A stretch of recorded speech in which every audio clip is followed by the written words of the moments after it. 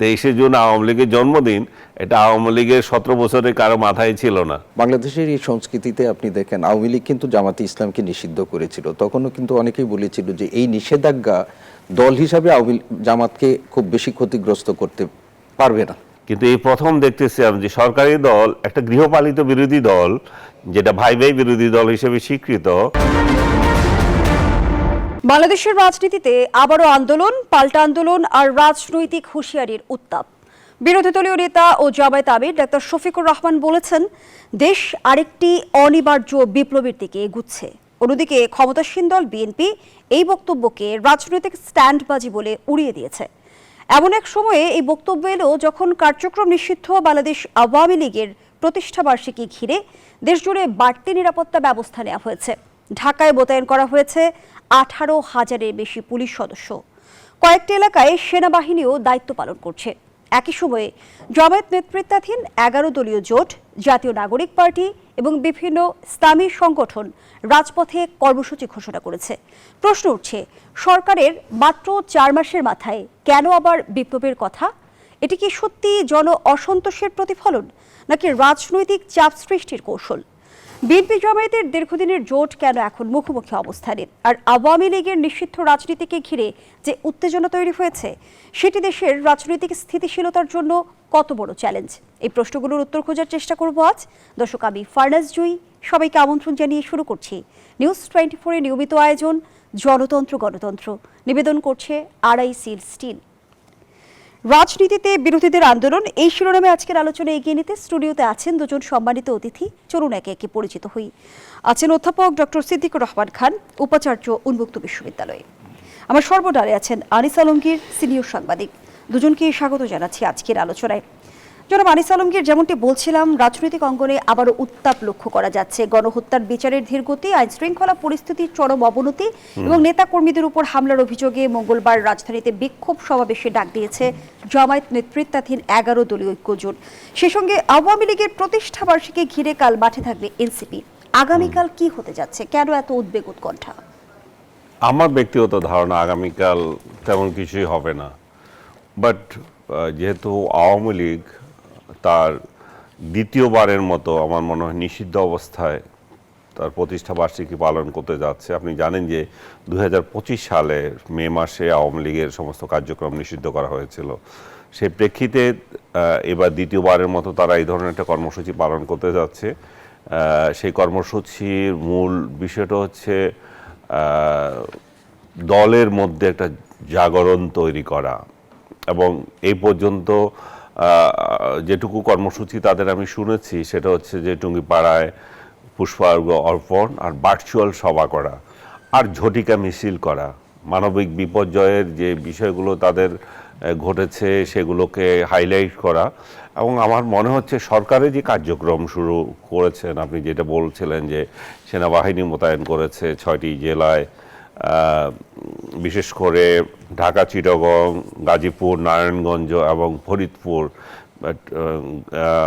টুঙ্গিপাড়া সহ অন্যান্য এলাকা, যেটা এটা কি বলে গোপালগঞ্জ, এই সমস্ত বিষয়গুলো দিয়ে সরকারি দল সবসময় বিরোধী যারা থাকে তাদেরকে রাজনৈতিক কর্মসূচি দমনের প্র্যাকটিস বহু পুরনো।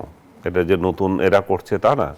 আর যেহেতু কার্যক্রম নিষিদ্ধ, সুতরাং একটা আইনগত ভিত্তি ওনারা পেয়ে যান যে যেহেতু তাদের কার্যক্রম নিষিদ্ধ, তাহলে তারা সেটা করতে পারবে না। আইনগত বিষয় মানে যে যুক্তি বিষয় আর কি।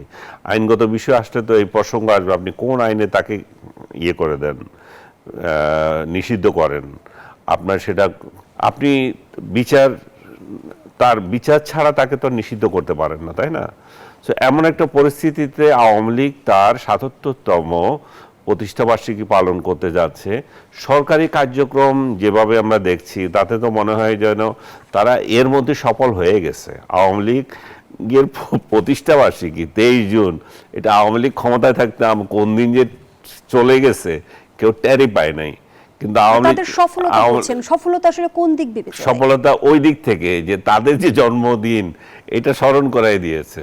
এটা আমার মাথায় ছিল না যে আওয়ামী লীগের 23 জুন আওয়ামী লীগের জন্মদিন, এটা আওয়ামী লীগের 17 বছরের কারো মাথায় ছিল না। কিন্তু এখন এমনভাবে আসছে যে আওয়ামী লীগের জন্মদিন সবাই মনে করতেছে আওয়ামী লীগ একটা নিষিদ্ধ দল, আওয়ামী লীগের উপর একটা মানবিক বিপর্যয় এসছে, আওয়ামী লীগের উপর একটা টর্চার চলতেছে সরকারি তরফ থেকে। আবার সেই টর্চারের মাত্রা এমন পর্যায়ে গিয়েছে যে পুলিশ তো মোতায়েন করেই, এটা সেনাবাহিনী মোতায়েন করা, এটা তো নতুনত্ব বিষয়। এবং 6 জেলায় সেনা মোতায়েন হয়েছে এবং আমরা কিছুক্ষণ আগে দেখছিলাম যে 5 জেলায় বিজিবি মোতায়েন করা হয়েছে। বিজেপি এবং সেনাবাহিনী দুটো একসাথে দিয়েছে এবং আরো কি করছে, তাদের ম্যাজিস্ট্রেসি পাওয়ার দিয়েছে এই কয়দিনের জন্য, আপনার 22 তারিখ থেকে 30 তারিখ পর্যন্ত। নিশ্চয়ই আপনি অবগত আছেন, স্বরাষ্ট্রমন্ত্রী যেমনটি বলেছেন আওয়ামী লীগ নামে কোনো সংগঠন নেই, আওয়ামী লীগ একটি মাফিয়া সংগঠন। সেটা স্বরাষ্ট্রমন্ত্রী তার রাজনৈতিক বক্তৃতা সেটা দিতে পারেন, কিন্তু জনগণ সেটা কিভাবে নিচ্ছে? আওয়ামী লীগ যদি নাই থাকে, আওয়ামী লীগের যদি অস্তিত্বই না থাকে, তাহলে এত আয়োজন কেন? সবচেয়ে যেটা আমাকে আশ্চর্য করেছে, আপনি এটা উল্লেখ করেছেন যে সরকারি দল তার প্রতিপক্ষকে দমন করার জন্য রাষ্ট্রীয় মেশিনারিজ নিয়োগ করে, কিন্তু এই প্রথম দেখতেছি আমি যে সরকারি দল একটা গৃহপালিত বিরোধী দল, যেটা ভাই ভাই বিরোধী দল হিসেবে স্বীকৃত এবং একটা একতরফা ইলেকশনের মাধ্যমে এসেছে, তারাও আবার রাস্তায় নামছে কালকে 23 তারিখে ভিন্ন নাম দিয়া এবং ঢাকা শহরে। তার মানে আপনি দেখেন সরকার মানে কত আরামে আছে যে তার কিছু করতে হয় না রাজপথে, তার জন্য লাঠিয়াল বাহিনী হিসাবে জামাতে ইসলাম এবং তার সহযোগী এনসিপি আদার যেগুলো থাকে জামাতের ABC টিম যেগুলো আছে, যেগুলো বলবেন ABCD যা আছে সবগুলো আবার রাস্তায় নামতেছে। কিন্তু জনাব আনিস আলমগীর, আপনি যে অভিযোগটি করছেন যে সরকারের লাঠিয়াল বাহিনী হিসেবে বিরোধী দল আন্দোলনে নামছে, বিরোধী দল আসলে সরকারের লাঠিয়াল বাহিনী হিসেবে কেন আন্দোলনে নামছে? বিরোধী দল এটা 24 তারিখে করে নাই কেন? আজকে 22 তারিখ করে নাই কেন? 25 তারিখ করে নাই কেন? বিরোধী দলকে কেন যেদিন সরকার স্ট্রিম রোল চালাবে বলে ডিসিশন নিয়েছে আওয়ামী লীগের বিরুদ্ধে, আওয়ামী লীগ কোথাও উঠতে পারবে না, বসতে পারবে না, সেই কোনো কর্মসূচি পালন করতে পারবে না, কারণ আওয়ামী লীগকে এখন নিষিদ্ধ। স্বরাষ্ট্রমন্ত্রী যেভাবে বলেছেন, খুবই সরকার তো একটা যুক্তি দিয়ে এটা করতে যাচ্ছে। বিরোধী দল কোন যুক্তিতে 23 তারিখ রাস্তায় নামতেছে? তার বিরোধী দল তাহলে আওয়ামী লীগকে প্রতিহত করার জন্য নামতেছে। এনসিপি তো সুনির্দিষ্টভাবে বলেছে যে আওয়ামী লীগের প্রতিষ্ঠা বার্ষিকী ঘিরে তারা কাল মাঠে থাকবে এবং তারা বলেছে যে কোনো তৎপরতা মোকাবেলায় আগামীকাল মঙ্গলবার মাঠে থাকার ঘোষণা দিয়েছে তারা। তার মানে সরকার এর থেকে বড় মানে লাঠিয়াল বিরোধী দল বাংলাদেশ কোথায় পেয়েছে? কেন দেখছেন? আরে সরকারের ইন্ধন কেন? সরকারের দালাল, সরকারের ইন্ধনের তো দরকার হয় না। কারা সরকারের দালাল? বিরোধী দল, এমন একটা বিরোধী দল যে সরকারের দালালির জন্য রাস্তায় নেমে যাচ্ছে। আপনি দেখেছেন বিএনপি কোথাও বলেছে আমরা প্রতিহত করব? আমার চোখে পড়ে নাই। আপনি দেখেছেন কিনা আমি একটু জানতে চাচ্ছি। বিএনপি কি বলছে যে আওয়ামী লীগ যদি যেমনটি বলেছেন যে অস্থিরতা সৃষ্টির পায়তারা ঠেকাতে সতর্কতামূলক ব্যবস্থা নেওয়া হয়েছে? সেটা তো সরকার করছে, বিএনপি না। আমি বলছি দল হিসেবে বিএনপি রাস্তায় নেমে আওয়ামী লীগকে প্রতিহত করবো এরকম কোনো ঘোষণা কোথাও দেখেছেন আপনি? এমন কোনো ঘোষণা তো আমি দেখি নাই। তো এমন কোনো ঘোষণা যেহেতু সরকারি দল দেয় নাই, বিরোধী দল দিচ্ছে, তার মানে কি? বিরোধী দল এরা যে একটা ওই যে আগের যে বলা হইতো যে ওই যে এরশাদ আমলে যেটা বলা হইতো, আমি সেই বিষয়ে বলি না, এগুলো ভাই ভাই বিরোধী দল। এরশাদ আমলে ছিল গৃহপালিত বিরোধী দল, এটা গৃহপালিত থেকে আর একটু উন্নত ধরনের সহমত বিরোধী দল। তাহলে আমরা যখন বিরোধী দলীয় নেতা যখন বলে যে আরেকটা বিপ্লব অনিবার্য, সেটা কি আসলে সব হচ্ছে মেকি? কিসের একটা বিপ্লব অনিবার্য? কি কারণে একটা বিপ্লব অনিবার্য? জামাতে ইসলামের নেতার রেফারেন্স দিয়ে বলছেন তো? কি কারণে আরেকটা বিপ্লব অপরিহার্য হয়ে গেল এখন? কারণ আপনার 4 মাস হয়েছে একটা সরকার এসেছে, তারা সরকার পরিচালনা করছে, তারা তাদের যে ম্যান্ডেট অনুযায়ী তারা কাজ করবে। তারা আপনার জন্য আপনার ম্যান্ডেট কেন বাস্তবায়ন করবে? আপনার গণভোট বাস্তবায়ন করা, আপনার সংস্কার কর্মসূচি, তার সংস্কার সে তার মতো করবে। আপনি কি কারণে বলবেন যে আমরা গণ অভ্যুত্থান করবো, আরেকটা অভ্যুত্থান আসবে? সবাই কিছু বাকওয়াজ। এই অভ্যুত্থান যদি আপনি করতে হয়, কারে দিয়ে করবেন? কারে দিয়ে অভ্যুত্থান করবেন? জনগণ কি এটাতে কোনো সায় দিচ্ছে? জনগণের সায় আছে? জনগণ নামে এখানে? আপনি যখন বলবেন যে অভ্যুত্থান করব, রাস্তায় যাবেন, নামেন অভ্যুত্থান করার জন্য। কয়জন আপনার পক্ষে সাড়া দেয়? আপনার দলীয় মাস্তানগুলো ছাড়া বা আপনার দলীয় সমর্থক ছাড়া? তা তো না। তার মানে হচ্ছে যে এটা সরকারকে দেখানো, পাবলিককে দেখানো, দেখো আমরা কিন্তু একটা পাতানো নির্বাচনের মাধ্যমে ক্ষমতায় আসি নাই, আমরা একটা সহি ইলেকশনের মাধ্যমে ক্ষমতায় এসেছি এবং আমরা একেবারে সহি বিরোধী দল, সো আমাদেরকে কিন্তু এভাবে ট্রিট করো না। ওনারা সংসদে মিউ মিউ করবেন, সংসদের বাইরে এসে আবার বক্তৃতা দেবেন, আবার পার্সোনাল বক্তৃতা অনুষ্ঠানে আবার ভাই ভাই করবেন। এবং আবার সাম্প্রতিক সময় আমরা দেখেছি যে জামায়াত আমির এটাও বলেছে যে আমাদের খুব গরম বিরোধী দল ভাববেন না।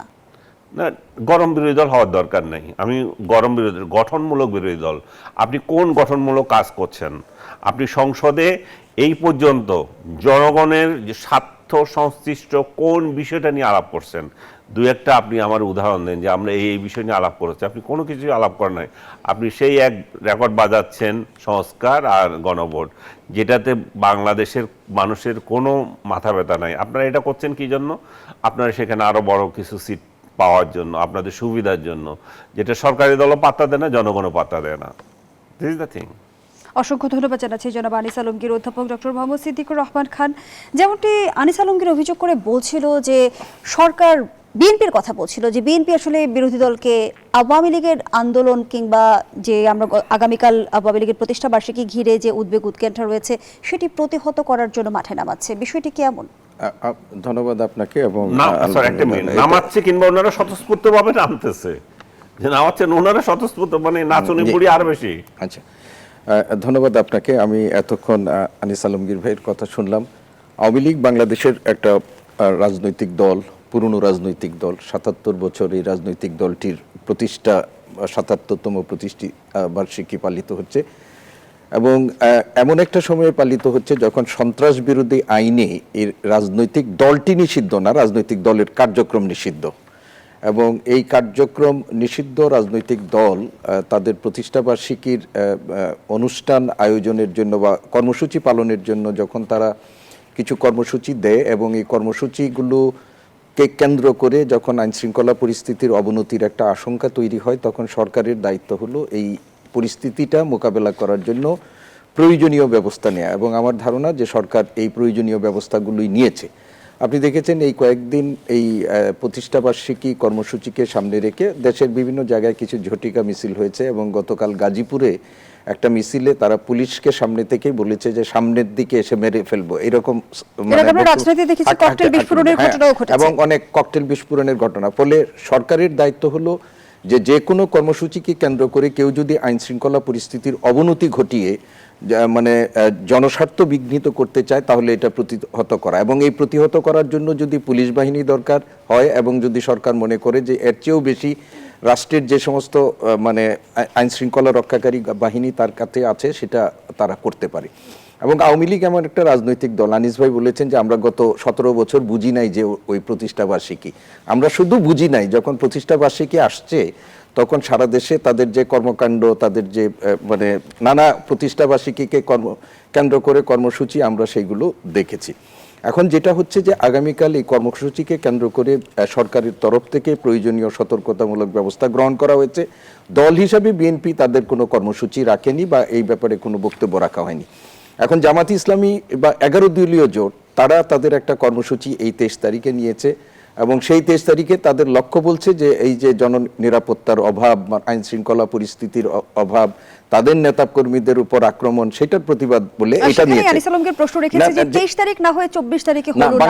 বাংলাদেশে তো আমরা অনেক কর্মসূচি দেখেছি। যেদিন আপনার বিরোধী দল যখন ছিল আওয়ামী লীগ এর আমলে, বিরোধী দল যখন কোনো কর্মসূচি দিত সেই দিন আমাদের গণপরিবহন বন্ধ হয়ে যেত। আমাদের গণপরিবহন মালিকরা বলতো যে আমাদের নিরাপত্তার অভাব, সেটা এক ধরনের তারাই এক ধরনের পরিস্থিতি।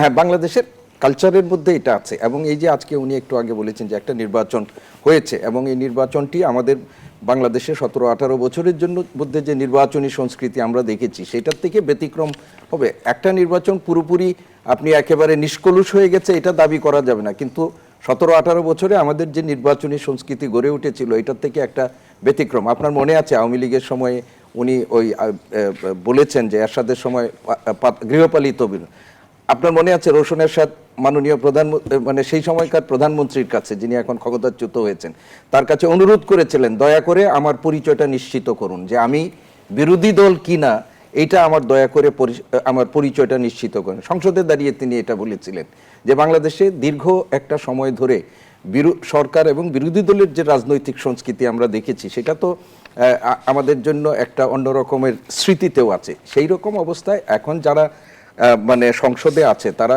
একটা বড় মানে বড় না, একটা উল্লেখযোগ্য আসন নিয়েই তারা আছে, এবং সংসদে এবং সংসদের বাইরে তারা এক ধরনের রাজনীতি করার চেষ্টা করছে।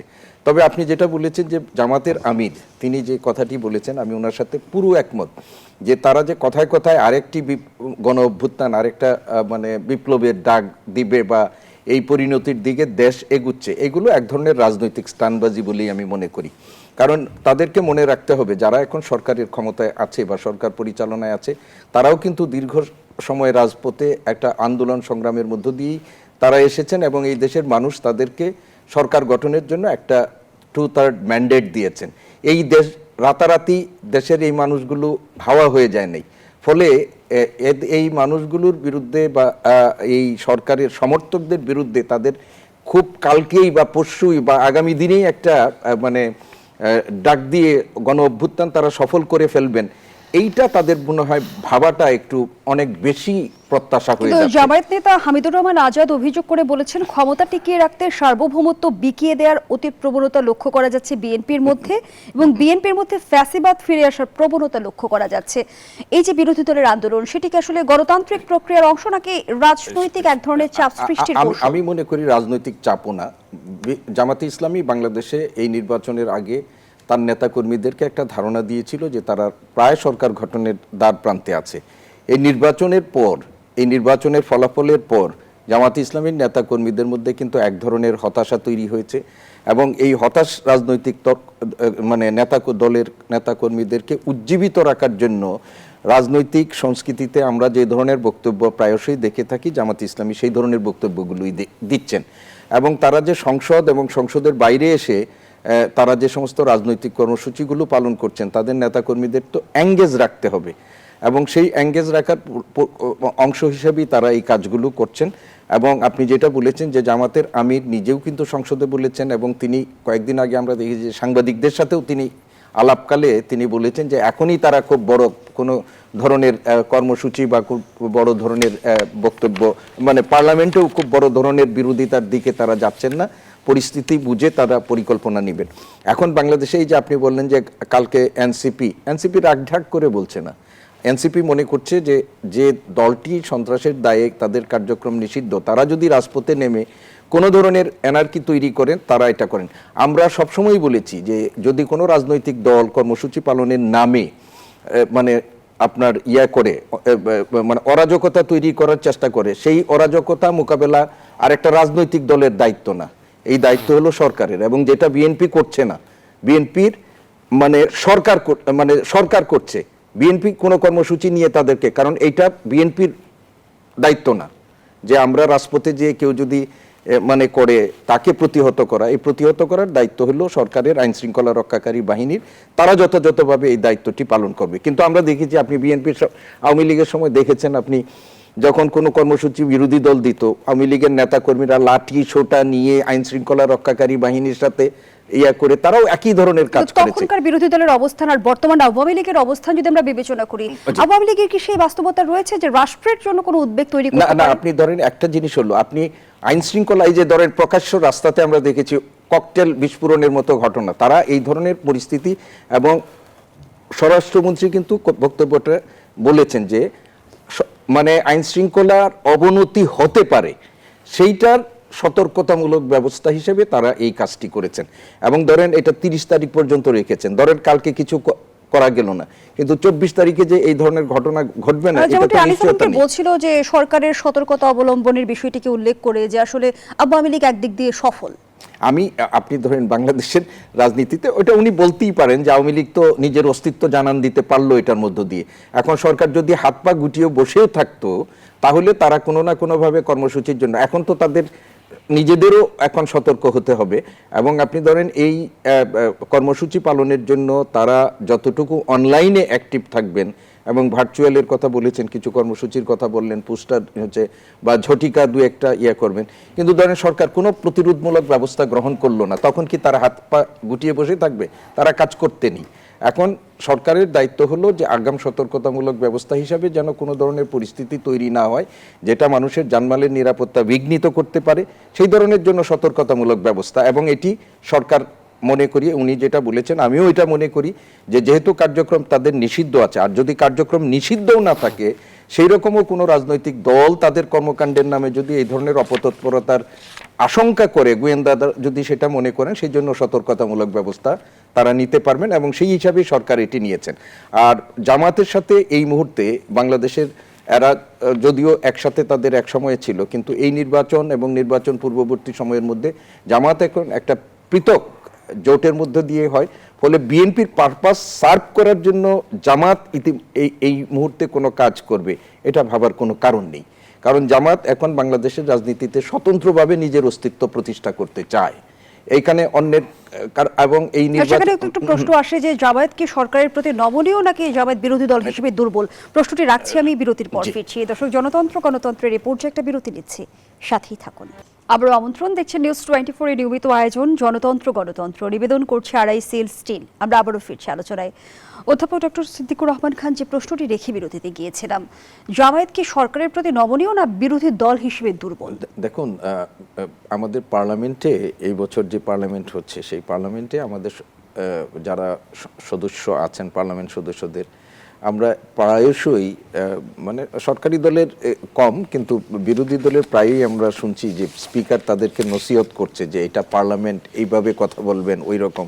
এবং গতকালও একজনকে বলেছে যে এটা কিন্তু শাহবাগ চত্বর না, এরকম বক্তব্য শুনেছি। তো পার্লামেন্টে ওনারা যে ভূমিকা পালন করছেন বা পার্লামেন্টে যেটা করছেন, সেটি কতটুকু তারা পার্লামেন্টে দক্ষতার সাথে পার্লামেন্টারিয়ান হিসাবে মানে ভূমিকা পালন করতে পারছেন, সেটা অবশ্য সবাই বিবেচনা করবে। আমিও মনে করি যে তাদের পার্লামেন্টে আরও দক্ষতার সাথে বিরোধী দল হিসাবে, বিশেষ করে একটু আগে আনিস ভাই যে কথাটা বলেছেন যে এই পার্লামেন্টে আমাদের এই সরকার গঠন করার পর অনেক গুরুত্বপূর্ণ ইস্যু ছিল।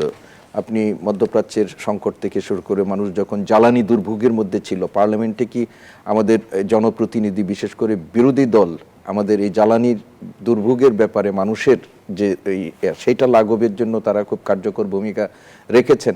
আপনি মূল্যস্ফীতিজনিত কারণে যে মুদ্রার মানুষের যে নিত্যপণ্য, নিত্য ব্যবহার্য জিনিসের যে মূল্য আছে, সেগুলোর ব্যাপারে আপনি সেই পার্লামেন্টে বলেন যে আমাকে একটা ওয়াশিং মেশিন দিতে হবে, আমার পর্দা লাগাই দিতে হবে, পার্লামেন্ট মেম্বারদের পার্লামেন্টে দাঁড়িয়ে এই ধরনের বক্তব্য আমাদের সাথে শুনতে হচ্ছে। তো এইগুলো তো এক ধরনের মনে হচ্ছে যে সংসদ সম্পর্কে বা সংসদের তাদের কার্যকর বিরোধী দল হিসাবে ভূমিকা রাখার ব্যাপারে তাদের এটা দুর্বলতা প্রমাণিত হয়। আর দল হিসাবে আপনি যেটি যদি বলেন মাঠের রাজনীতিতে জামাতে ইসলামী, এটা আমাকে স্বীকার করতেই হবে যে দল হিসাবে তারা সংঘবদ্ধ। তো সংঘবদ্ধ দল হিসাবে এখন এই মুহূর্তে রাজনীতির মাঠে বিএনপির বিরুদ্ধে নিজেদের শক্তিশালী অবস্থান প্রমাণ করার মতো সময় এখনো আসেনি। কেন, মানুষ এখনো এই মুহূর্তে এই বিএনপির 4 মাসের মাথায় জামাতের খুব কঠিন যে আপনার কর্মসূচি, সেটার গ্রহণ করার মতো মানসিকতা বা পরিস্থিতি এখনো তৈরি হয়নি। ফলে সেখানেও মাঠে খুব কঠিন কিছু বিএনপির বিরুদ্ধে প্রমাণ করা বা তাদের মানে মুখের বক্তব্য ছাড়া সেটা না। আপনি দেখবেন গতকাল শিবিরের সভাপতি যখন শাহবাগে বক্তব্য রেখেছেন, খুবই জ্বালাময়ী বক্তব্য, এবং বিএনপিকে দিল্লিতে পাঠিয়ে দেওয়া হয়েছে একরকমের বক্তব্য। তো সেইগুলো তো রাজনীতিতে আমরা রেটরিক হিসাবে অনেক সময় দেখি রাজনীতির কথাগুলো, কিন্তু কার্যক্ষেত্রে মাঠের পর্যায়ে বিএনপিকে বিরোধী দল হিসাবে চাপে ফেলে দেওয়ার মতো কর্মসূচি নিয়ে এগিয়ে যাওয়ার মতো সময় এখনো হয়নি বলে এটা আমি মনে করি আর কি।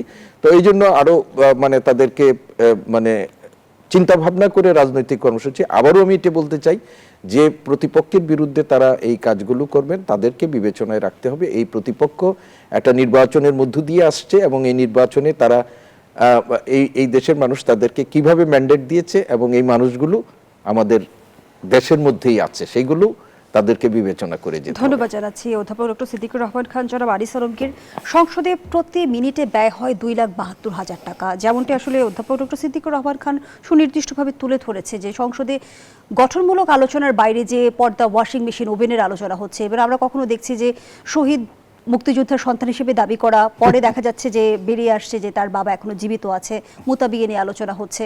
এই যে অপ্রাসঙ্গিক আলোচনার ভিড়ে জনগুরুত্বপূর্ণ বিষয়গুলো কি হারিয়ে যাচ্ছে?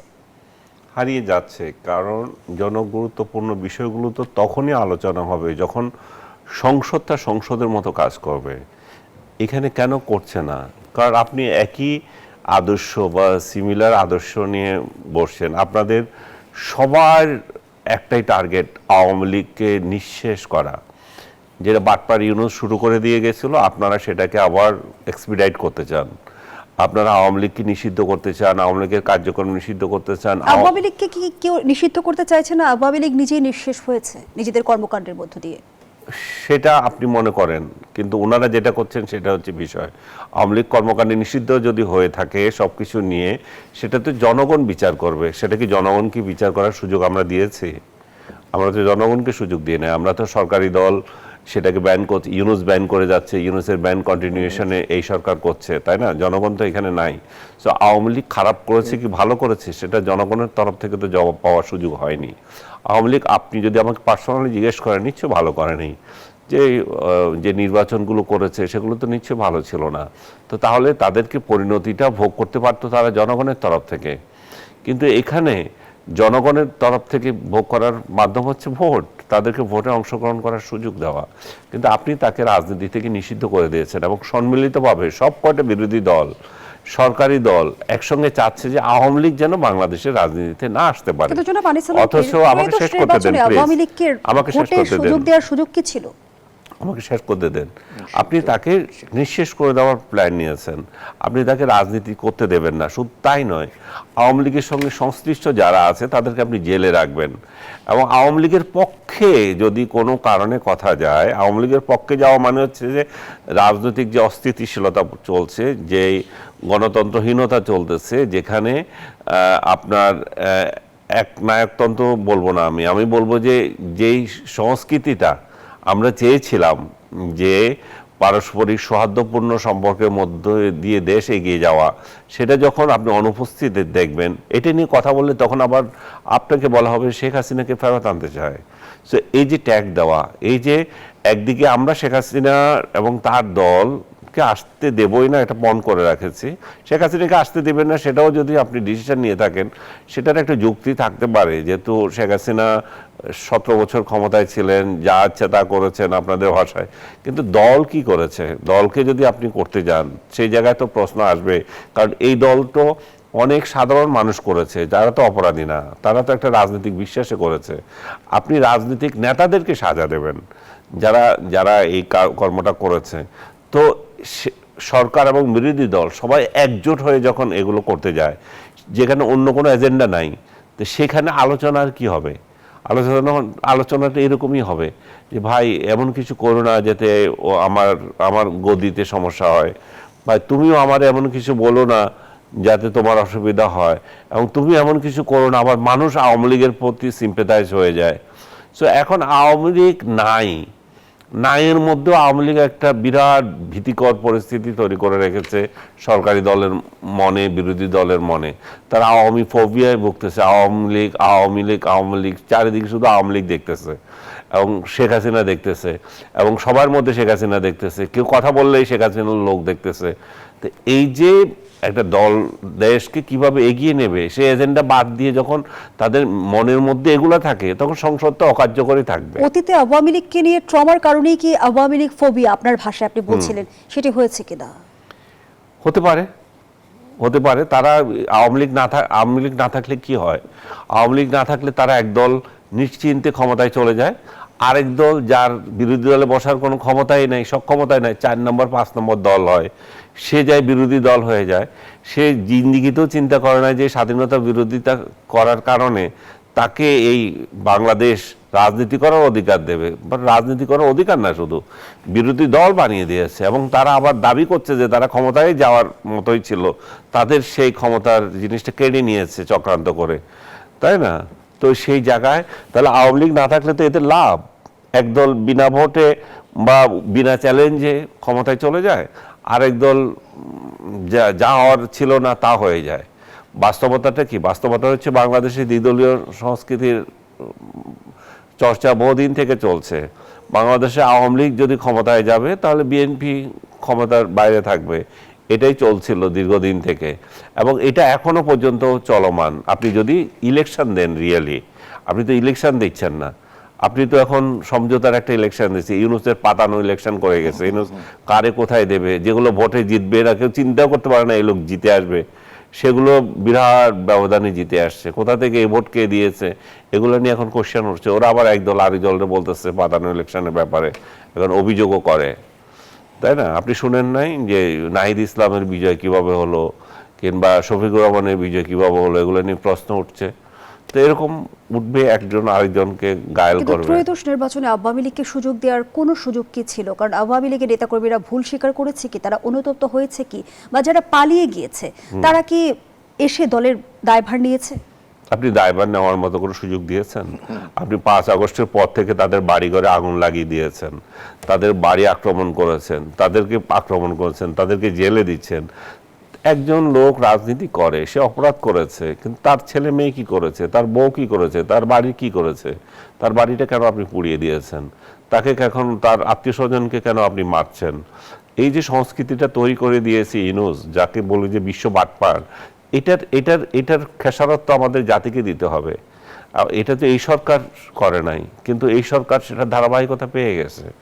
সো এই যে সংস্কৃতি তৈরি হয়েছে, সেই জায়গায় তো আপনি আওয়ামী লীগকে বলতে পারেন, আওয়ামী লীগকে আপনি যদি ঠিকই বলেছেন, আওয়ামী লীগকে যদি উঠিয়ে দিত, তাহলে আওয়ামী লীগ ইলেকশন করতে পারতো কিনা, কারণ যদি নিষেধাজ্ঞা না থাকলেও ইলেকশন করতে পারতো কিনা সন্দেহ আছে। কারণ এই লোকগুলো ভোট চাওয়ার মতো পরিস্থিতি ছিল না, তাদের শীর্ষ নেতা যারা ছিল তারা দেশের বাইরে ছিল, তারা এই আইন ফেস করার মতো পরিস্থিতি ছিল না যে দেশে আসবে। এরকম একটা অবস্থার মধ্য দিয়ে যেটা হতে পারতো সেটা হচ্ছে কলঙ্কিত নেতারা, যারা অপরাধ করেছিল, যারা দুর্বৃত্ত, যারা এখনো শেখ হাসিনার চারপাশে আছে, তাদেরকে বাদ দিয়ে এই দলটা পুনর্গঠিত হওয়ার সম্ভাবনা ছিল। এই দলটা ভালো লোকদের দিয়ে হতে পারতো, কারণ দল তো দল, আপনি বাজে কিন্তু এমন লোকদেরকে বাদ শোনা যায় দেবেন। রাজনৈতিক মহলে যে রিফাইন্ড আওয়ামী লীগের সবচেয়ে বড় বাধা খোদ শেখ হাসিনা। শেখ হাসিনা। আমি সে আলোচনায় ফিরতে চাই, আবারও বিরতির সময় হয়েছে, বিরতি নিয়ে ফিরছি। জি। দর্শক, জনতন্ত্র গণতন্ত্রের এ পর্যায়ে আবারও বিরতি নিচ্ছি, সাথেই থাকুন। ফিরে এলাম, দেখছেন জনতন্ত্র গণতন্ত্র, নিবেদন করছে RICL স্টিল। আমরা আবারও ফিরছি আলোচনায়। জনাব আনিস আলমগীর, আপনি বলছিলেন যে আসলে আওয়ামী লীগের অপকর্মের দায় দলটির উপর বর্তায় না, যারা অপকর্ম করেছে অর্থাৎ নেতাকর্মীদের উপর বর্তায়। কিন্তু বিগত সময়ে কি আওয়ামী লীগ দল হিসেবে নেতাকর্মীদের কাছ থেকে আলাদা স্বাতন্ত্রিক নিজের জায়গা তৈরি করতে পেরেছে, নাকি দল আর নেতাকর্মী মিশে একাকার হয়েছে? না, আপনি দল আর নেতাকর্মী মিশে একাকার হয়েছে বলবেন, আপনি বলেন যে দল আর সরকার একাকার হয়েছে।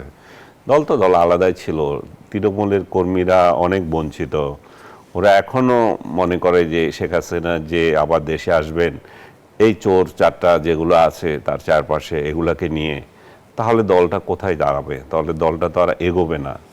তাদের ডেডিকেশন আছে, তারা শেখ হাসিনাকে পছন্দ করে, প্রচণ্ড ভালোবাসে। আপনি হয়তো জানেন না যে এদের সাথে যদি আপনি কথা বলবেন তখন বুঝবেন যে কি পরিস্থিতি, এরা অন্য দলকে কিভাবে দেখছে, নিজেদের দলের নেত্রীকে কী হচ্ছে। আমি শেখ হাসিনাকে আমি কয়েকবার বলেছি, শেখ হাসিনার রাজনীতিতে হয়তো তার অধ্যায় শেষ, আর আসবে না, কিন্তু ওরা চ্যালেঞ্জ দেয়, ওরা বারবার বলতে চায় যে না, এখানে শেখ হাসিনা যতদিন জীবিত আছে এখানে অন্য কারো সুযোগ নাই যে তার জায়গায় আসার। কিন্তু শেখ হাসিনা নিজে তার দলটাকে পুনর্গঠনের জন্য কি ব্যবস্থা নিচ্ছেন এটা তারা চেয়ে আছেন। আমরা একজন বাইরের লোক হিসাবে, সাংবাদিক হিসাবে বা সাধারণ লোক হিসেবে আমরা এটা নিয়ে মন্তব্য করতে পারি না। তখন তারা বলে যে আমাদের দল আমরা কিভাবে চালাবো আমরা জানি, তা আপনারা চালান আপনাদের দল, কিন্তু আমাদের পর্যবেক্ষণ অনুযায়ী হচ্ছে যে দল থেকে দুর্বৃত্ত যারা ছিল, যারা অপকর্ম করেছে, একদম সরাসরি নাম যদি বলি, এই যে ওবায়দুল কাদের, হাসান, তারপরে আর কি বলেন তো কতগুলা, এগুলা যদি আবার দলের মধ্যে থাকে, বা এই যে গোলাপ, তো এই জাতীয় লোকগুলো যদি দল চালায় আবার, তো এই দলে কে যাবে? এই তৃণমূল কর্মীরা এদের কাছ থেকে কি পাবে? তো তাহলে দল কাদের দ্বারা চলবে? দল আওয়ামী লীগের নেতাকর্মীর অভাব পড়ে নাই। তৃণমূল আওয়ামী লীগ এমন একটা দল, সেই ৭৭ বছর বয়সী একটা দল, যেটা 49-এর 23শে জুন জন্ম হলো সেই রোজ গার্ডেনে, তার উজ্জ্বল ভবিষ্যৎ, তার যে অতীত, তার ৬ দফা আন্দোলন ৬৬-তে, তার ৬৯-এ গণ অভ্যুত্থান, তার ৭০-এ নির্বাচন, ৭১-এর স্বাধীনতা যুদ্ধ, যারা হাত দিয়ে পুরো বাংলাদেশ আসলো, তার নেতাকর্মীর অভাব পড়েছে? মোটেই না। তার আদর্শ উজ্জীবিত লোক সারা বাংলাদেশে আছে, ঘরে ঘরে আছে। সো এই লোকগুলোকে উজ্জীবিত করে দলটাকে সহি করা, এটা নেতৃত্বের উপর নির্ভর করছে। আপনি বলছেন যে আওয়ামী লীগের নেতাকর্মীর অভাব পড়েনি, কিন্তু না, অভাব বিগত সময়ে নাই। তো দেখা গেছে যে আওয়ামী লীগের সংজ্ঞা যদি আমরা সংজ্ঞায়িত করতে চাই, আওয়ামী লীগ মানে শেখ হাসিনা, সেই জায়গা থেকে কি আওয়ামী লীগ বের হতে পেরেছে বা পারবে? সেটা আমি জানি না পারবে কিনা, এটাই তো বলছি যে উনি যদি সেটাকে, দলটাকে যদি নতুন নেতৃত্বের মাধ্যমে এবং সহি লোকদের মাধ্যমে, ডেডিকেটেড কর্মীদের মাধ্যমে, এখন যদি বলি যে জেল জুলুম নির্যাতিত যে নেতা আছে তাদের মাধ্যমে যদি উনি সামনে না দাঁড়ান, ব্রেন ট্রাস্ট তৈরি না করেন, ওবায়দুল কাদের বা অন্যদের মতো আবর্জনাগুলো দিয়ে যদি উনি দল চালাতে চান, তাহলে তো আগাবে না। তাহলে এই দলটাকে রিফর্ম যে আপনি করবেন, আপনি তো চ্যালেঞ্জে যাবেন। আপনি তারেক জিয়ার দল এখন নবীন প্রবীণে উজ্জীবিত, বিশেষ করে নবীনে উজ্জীবিত একটা দল। এখন বিএনপিতে যারা আছে তারা সব বিএনপি সন্তান, তারা হায়ার করা কেউ না। আগে বিএনপি ছিল 14 দল থেকে আসা, তাই না? এগুলো এখন বিএনপি তার নিজের সন্তানদের দিয়ে একটা দল করছে এবং সেখানে নতুন মুখ আছে। তা আপনার প্রধান প্রতিদ্বন্দ্বী হচ্ছে বিএনপি। আপনি বিএনপিকে কিভাবে মোকাবেলা করবেন, বিএনপিকে চ্যালেঞ্জ কিভাবে দেবেন, এগুলোর উপর নির্ভর করছে। আপনি মৌলবাদীদেরকে কিভাবে ট্যাকেল করবেন। আপনি তো কওমি জননী টাইটেল নিয়েছেন, কিন্তু লাভ তো হয়নি। তাহলে মৌলবাদীরা কেন আপনাকে প্রত্যাখ্যান করলো? মৌলবাদীরা কেন কোনোদিনও আপনার কাছে যায় না? তাহলে মৌলবাদের তোষণ করে আপনার কি লাভ? আপনি তো পান নাই। তো সবগুলো যদি আপনি বিবেচনা করেন, সব কিছু ইভ্যালুয়েশনের মাধ্যমে দলটা কিভাবে যাবে, দলের সমর্থকের অভাব নাই, দলের নেতারও অভাব নাই, কিন্তু কথা হচ্ছে আপনি কাকে পদ দিচ্ছেন সেটার উপর নির্ভর করছে এই দলের ভবিষ্যৎ, এই দলের এগিয়ে যাওয়া। কিন্তু এই দল থাকবে, এই দল আছে, এবং এই দল যতবারই নিষিদ্ধ হোক, এই নিষিদ্ধ হচ্ছে যে কাগজে নিষিদ্ধ। এই কাগজে নিষিদ্ধ এটারই প্রমাণ হয় 18,000 পুলিশ নিয়োগ দিতে হয় তার প্রতিষ্ঠা বার্ষিকীতে আপনি প্রতিরোধ করার জন্য। আপনি আর্মি নামাতে হয়, আনইউজুয়াল ব্যাপার। এটাকে বাংলাদেশে কখনো দেখেছেন? আর্মি এরকম একটা পরিস্থিতিতে রাস্তায় নেমেছে একটা দলের কর্মসূচি প্রতিহত করার জন্য। তারপরে বিডিআর নামিয়েছেন, তা আর কি আছে? আমি তো আর কিছু দেখি না। বিরোধী দলকে নামিয়ে দিয়েছেন, নিজেরা নামবেন হয়তো, বাট বলেন না অফিসিয়ালি। কারণ এখনো বিএনপি দ্বারাই নির্যাতিত হয় অনেক জায়গায়। আওয়ামী লীগের নেতাকর্মীরা তাদেরকে তুলে ধরে দেয় পুলিশের কাছে। এখনো কিন্তু ওই কালচারটা রয়ে গেছে যে ইউনুস আমলে যে মব সংস্কৃতি যেটা শিখিয়ে গেছে, সেটা কিন্তু এখনো যায় না। আপনি তো খেয়াল করেছেন মব সংস্কৃতিতে এখন বিদেশেও পাচার হচ্ছে। আমরা ভেরি রিসেন্টলি ইংল্যান্ডেও দেখেছি বাংলাদেশি মব সংস্কৃতি ইংল্যান্ডেও গিয়েছে। সো এই যে এই পর্যায়ে যদি চলতে থাকে, আমি মনে করি আপনি যেটা করছিলেন আওয়ামী লীগ দল হিসাবে প্রতিষ্ঠা যে বিষয়টা, এটা নির্ভর করছে শেখ হাসিনার উপর অবশ্যই, কিন্তু তিনি কিভাবে এটা চালাবেন সেটার উপর কিন্তু আপনি নির্ধারণ করে দিতে পারি না ওই দলের নেতা নেত্রী কে হবে। আরেকটা বিষয় ছোট্ট পরিসরে জানি জনাব আনিস আলমগীর, শেখ হাসিনা যেহেতু এখন ভারতে অবস্থান করছে, আওয়ামী লীগ প্রশ্নে ভারতের অবস্থানে কোনো পরিবর্তন এসেছে কি? আমি এখনো পর্যন্ত দেখিনি। এখনো পর্যন্ত তাদের কথাবার্তায়, রাজনৈতিক ইয়েতে কোনো পরিবর্তন আসেনি। আওয়ামী লীগ প্রশ্নে ভারত এক, এবং ভারতের সব কটা দলই এক। আপনি যদি খেয়াল করে দেখেন কংগ্রেস তাদেরকে আওয়ামী লীগকে কীভাবে দেখে। শেখ হাসিনা যখন গেল, কংগ্রেস তার সবচেয়ে বড় মিত্র ছিল, কংগ্রেসও তাকে গ্রহণ করেছে আর বিজেপিও করেছে। তারপরে তৃণমূলের মতো দলও এখন শেখ হাসিনা জয়গান গাচ্ছে।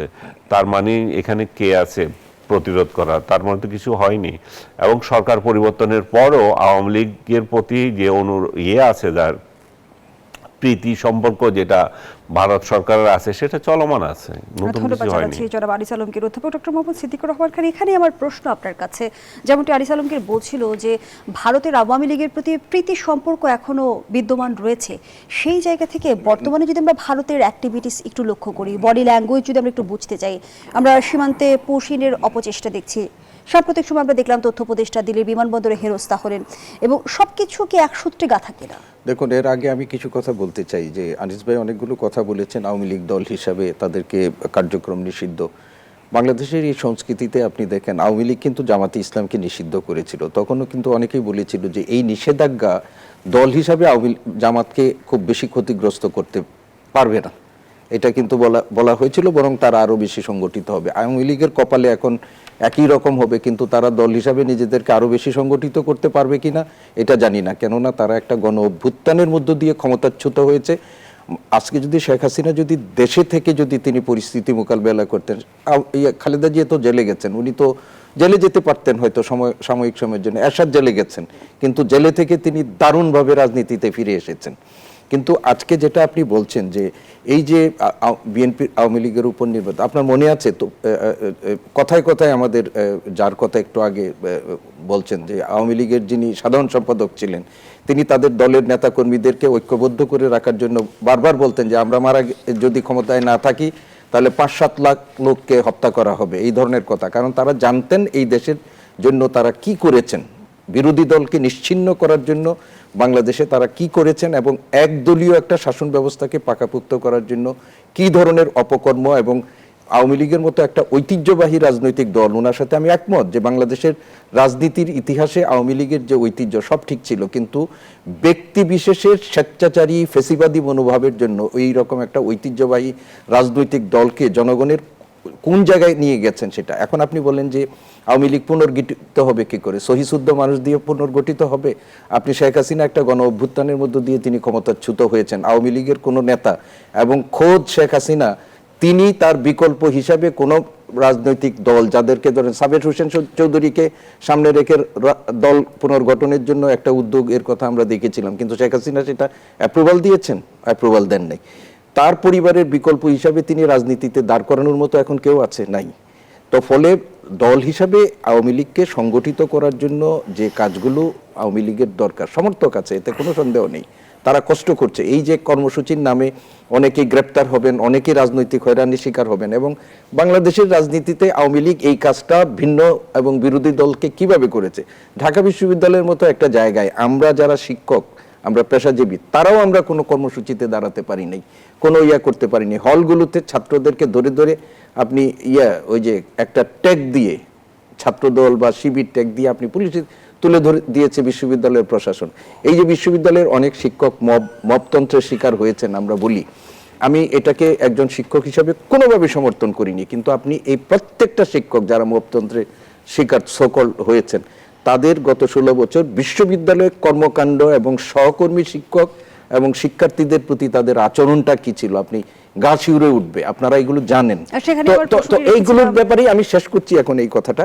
এখন আপনার যে অবস্থা, যে বাংলাদেশের যে পরিস্থিতির মধ্যে হয়েছে, আনিস ভাই বারবার বলছিলেন যে একটা পাতানো নির্বাচন, কিন্তু আপনি গত 17 বছরের কোন ইলেকশনের সাথে এইবারের নির্বাচনকে আপনি ন্যূনতম কোনোভাবে এটাকে কম্পেয়ার করতে পারবেন না। যে নির্বাচনের মধ্য দিয়ে এই 15 বছর আওয়ামী লীগের আমরা নেতাকর্মীদের কর্মকাণ্ডের দায় কোনোভাবে আসলে দলের এড়ানোর সুযোগ রয়েছে কিনা? অবশ্যই না।